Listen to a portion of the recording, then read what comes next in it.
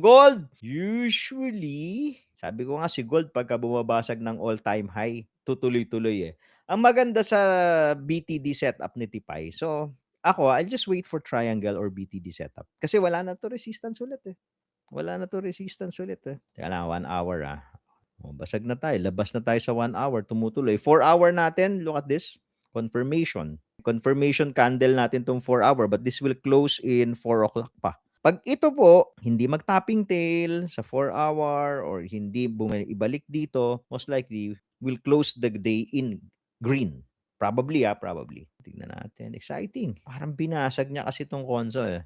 Okay? So, since we're just trading it ng lower time frame, again, we don't want to fight the trend. Sa 15 ako kukuha. We don't want to fight the trend. Alisin ko na to. Breakout na yan. Okay. Nasaan po yung SR flip area? Kung may tipay kayo, alisin ko na rin to. Binasag na rin to. Ayan. May malinaw na kung may tipay. Nasaan yung SR flip area dyan dito? Ayan po. Drawing na ni Tipay yan. Yan po yung previous resistance binasag. Possible retest ka dyan mamaya. Possible. Hindi ko to issue short even magre-retrace. Kasi nga trend following. Usually, ang next, kung hindi na, di ba first flag sa 15, bumasag. Ito po yun Tapos kung gagawa na yan ng parallel channel or rising wedge, baka it might correct. So you just have to wait for correction. Antay na.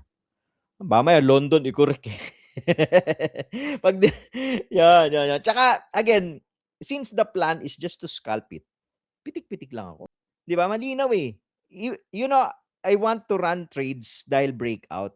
But kung if this happened ng let's say January, no? If this happened, let's say hindi mag-year end. Let's say early December or November nangyari yung breakout niyang all-time high, pwede ko i-run yung trade ko.